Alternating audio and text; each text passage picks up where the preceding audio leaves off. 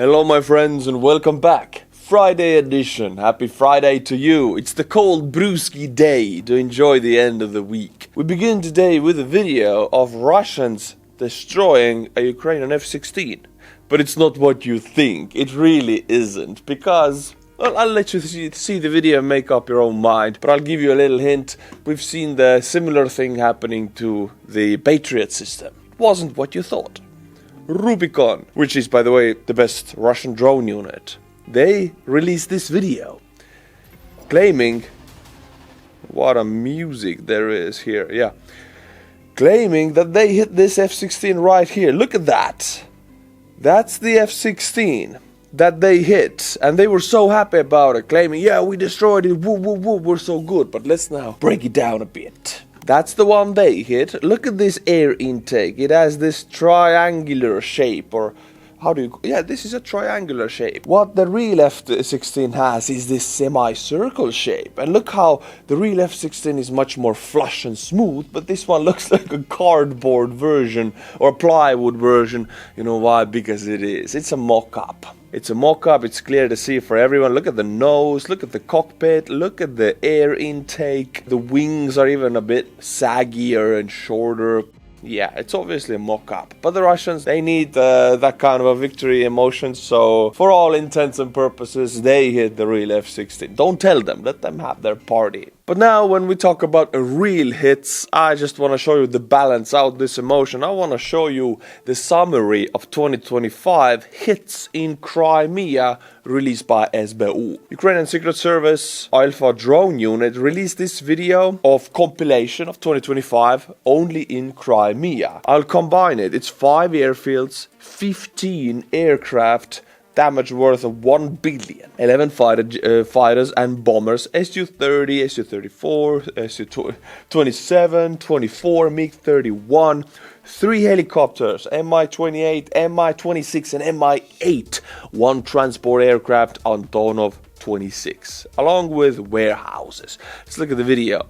Again, gotta remind you, this is a compilation of 2025 hits in Crimea, the entire year.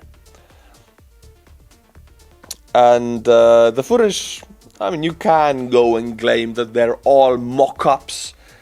But what we're seeing in Russia is that they use real aircraft on these airfields.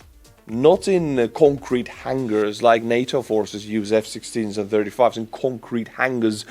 These are aircraft out in the open. Perhaps some of them are mock-ups, but most of them aren't. And if they're hit, which they are, you know what the Russians do? They bring in more aircraft to the same area. It baffles everybody. It's like, why? But we don't get the answer, and Ukrainians just keep hammering at them.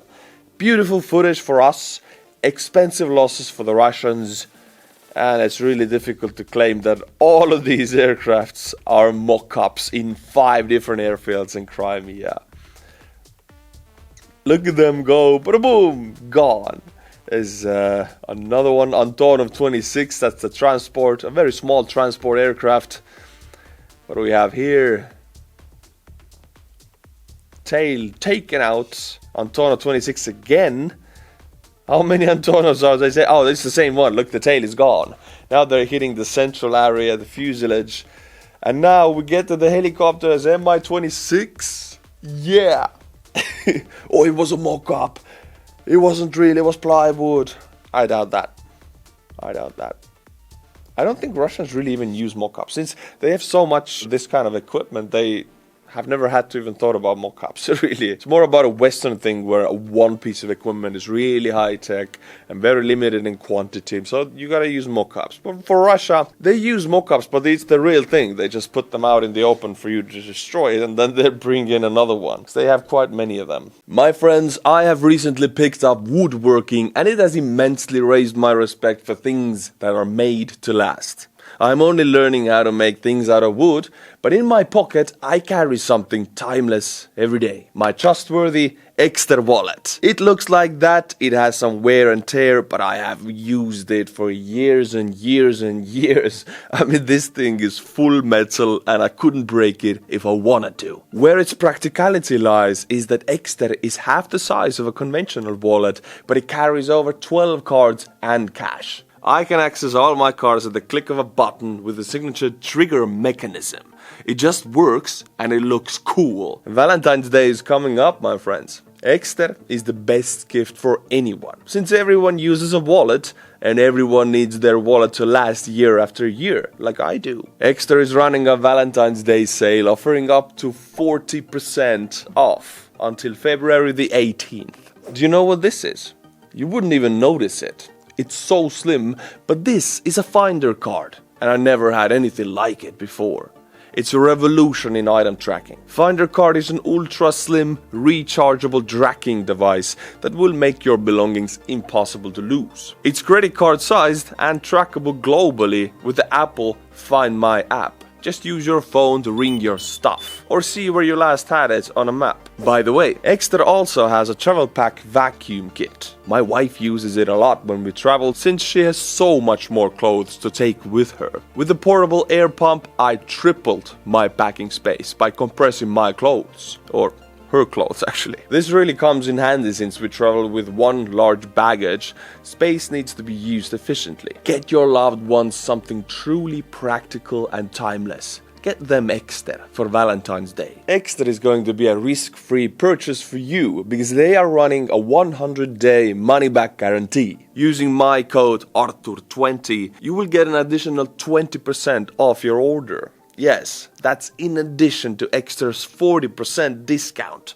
It's insane. Don't miss out on this. Thank you, Extra, for making my life more practical and easier. We will continue on Russian aviation, because not on the ground but up in the air they just lost another fighter. This wasn't in 2025, this was 2 days ago. The SU-34 bomber and its crew crashed in the Kursk region this afternoon. Now, when this information first came out, people were saying it happened over the Black Sea, southern Ukraine, and supposedly a Patriot SAM system shot it down. That was war fog, it was misinformation. It crashed over the Kursk region and we don't yet know what happened. What we know is that the plane is gone and the crew is gone. Of course, we have the Russian military blogger Fighterbomber to thank for this information. He never fails to let us know when Russian planes fall out of the sky. It's a good day for everybody when that happens. The Russians are not confirming this information about the Su-30, which according to monitors disappeared from radars around 9 p.m. in the Black Sea. See, that's the information nobody can confirm. Everybody was talking about it. What we do know is that in Kursk, Su-34 bomber went down. Fighterbomber, the same aviation military blogger, also opens up on another topic, which is super strange. It is about Russian bombers releasing glide bombs that are intended for Ukrainian cities, but the glide bombs seem to periodically fall on Belgorod city in Russia and Belgorod Oblast. It's right next to Ukraine. Why is that? Well, let's find out. And it's a very much only in Russia thing, because every other country would make sure not to have glide bomb trajectories over their own very populated cities. People demand answers for all the FAB bombs that continue to periodically fall on Belgorod and the surrounding areas. Problem is pretty much that Russian bombers and bombs are basically falling on their own people. What a big problem, we cannot solve it for the last 4 years. What to do? I'll start with the conclusion right away. When will this stop? When the line of contact is pushed more than 200 kilometers away from Belgorod, or when the special military operation ends because UMPK kits, not UPABs, like any mechanism, tend to malfunction from time to time. See, UMPK is this wing kit for these big old plane bombs, some of them produced in the Soviet Union. They're just dumb bombs, a lot of explosives. Russians make these UMPK kits, put them on top of these dumb bombs, and suddenly, bam, you get a glide bomb. These UMPK kits tend to malfunction time to time since they're made in Russia. I don't have to explain myself here.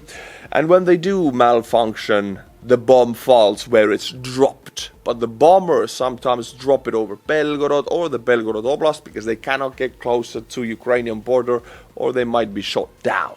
The bomb glides the last 15 kilometers, maybe sometimes 20 kilometers. When you drop it over Belgorod or the Oblast and the UMPK glide kit fails, doesn't open, the bomb falls where it drops right into Belgorod or the oblast area into somebody's farmhouse. That's an issue. Fighterbomber goes through all of the solutions. What could we do? Why we're not doing it? Blames the new crew, blames the hastiness of making these UMPK kits, blames the quantity over quality of these UMPK kits.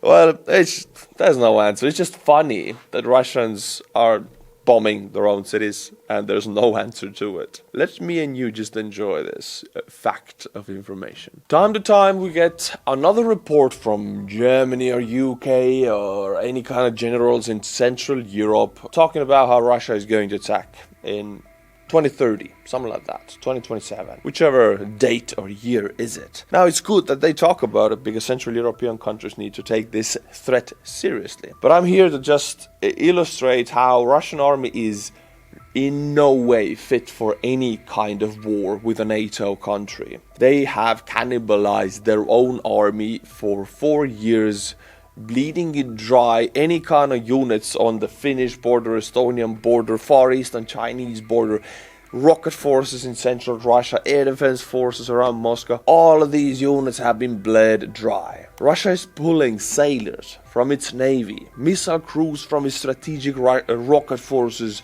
and airmen from its airspace forces and throwing them into Ukraine as infantry.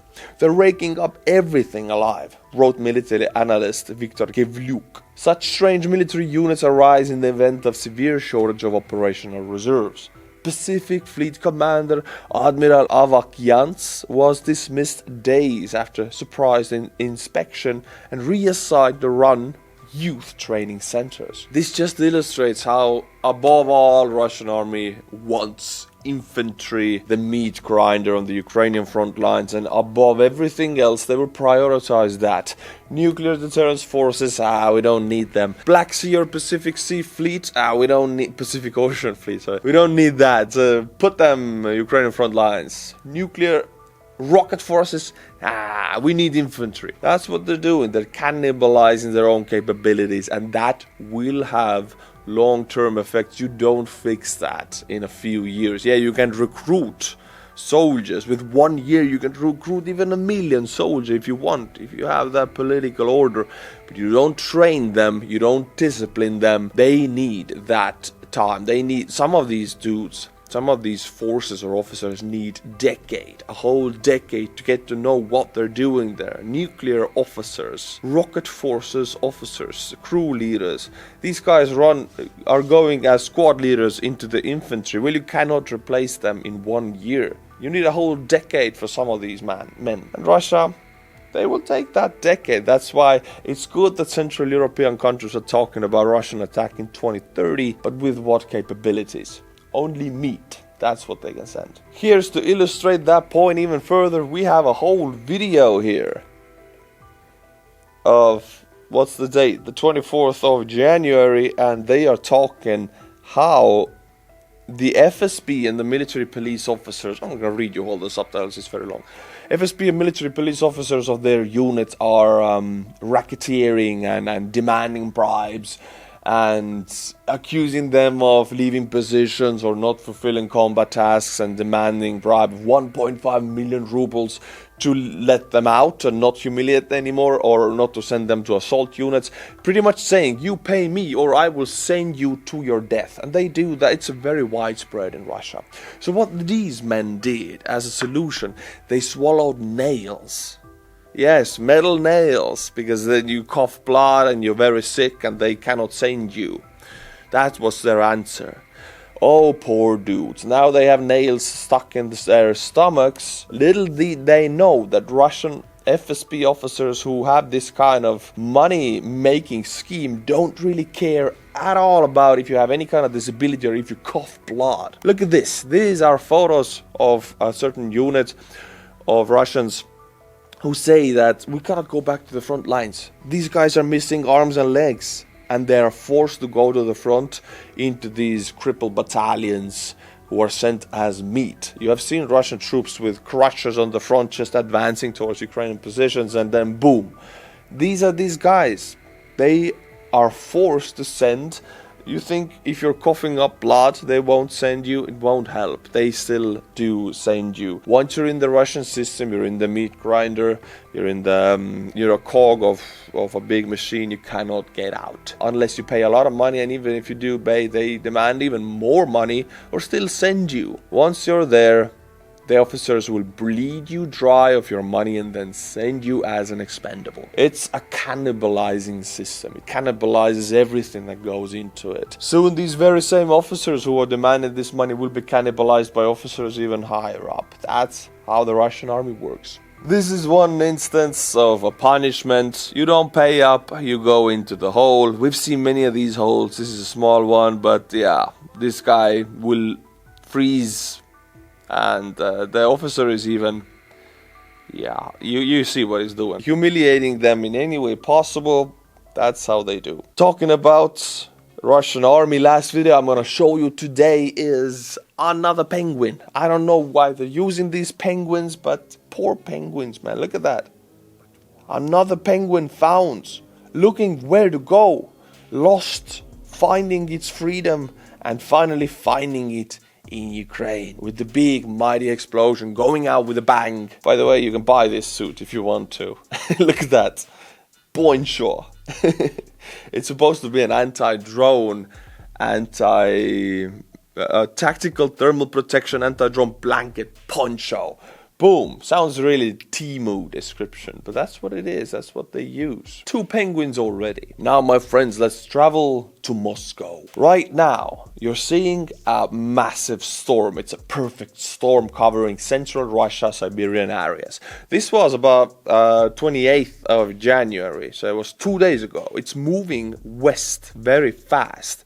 This is a storm that will have temperatures minus 30 Celsius up to minus 35, something like that, which is incredibly cold. If you combine that with strong winds, it's crazy level. It's cold hell. Now it has moved over Moscow. In the weekend it will be over Moscow. So today, tomorrow, and after tomorrow, this is very cold. So we will get, I think, beautiful footage. We might even get some shit fountains. We might get some communal outages, public transportation failures. Everything that Russia is trying to do in Kyiv, they will now have in Moscow because of General Winter, who is hitting them in their homeland. I'm glad to see that. See, right, Estonia is right next to it, but we have sea climate.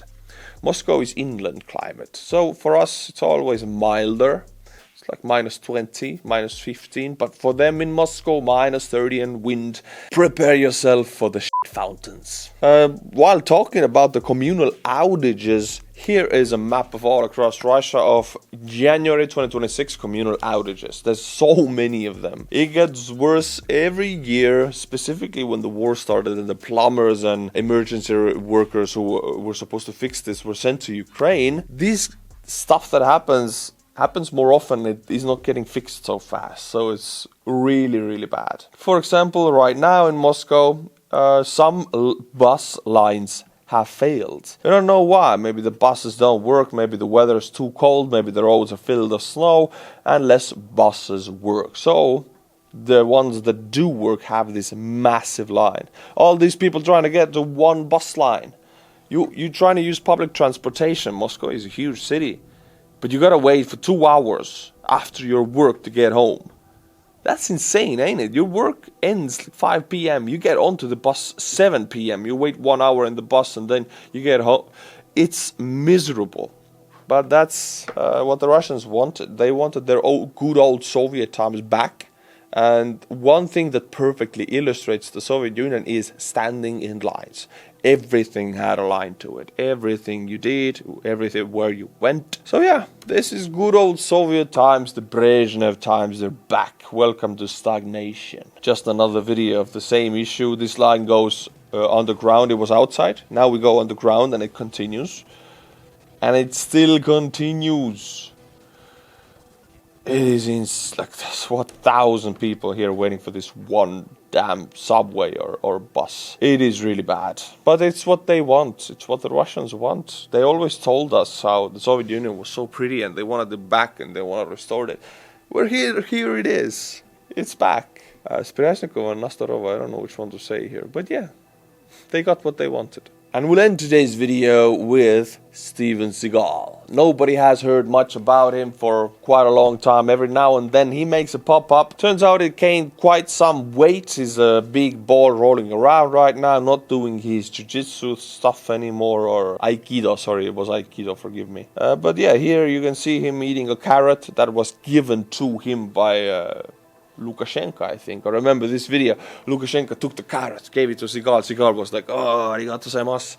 Took the carrot and started eating it. It was quite funny. But yeah, he's selling one of his mansions in Russia. You know, he's a rich man. He has many mansions in Russia. Selling this specific mansion for $7.5 million, which is insane amount of money in Russia. And look at that. It's quite pretty inside, honestly. Look at that, wow, own movie theater and everything. Dude has a lot of money. 500 square meters in size, located in gated community with just 22 properties. I cannot believe he still has so much money. I don't know if he took that from Hollywood or if Putin is giving him more money. I don't know. But he's obviously rich. I don't think he should have this kind of riches. He's a horrible human being looking at what he did in Hollywood. These stories have came out. I mean, his only and true place is in Russia. He's in a right place. The punishment for him couldn't be worse. I mean, life in prison or life in Russia, he pretty much got it. This was it, my friends, Friday edition. I'll be back for you next week, Monday, Wednesday, Friday. Be sure to subscribe to the channel, and until my next time, Slava Ukraini, and bye-bye. Thank you, Exter, for making my life more practical and easier.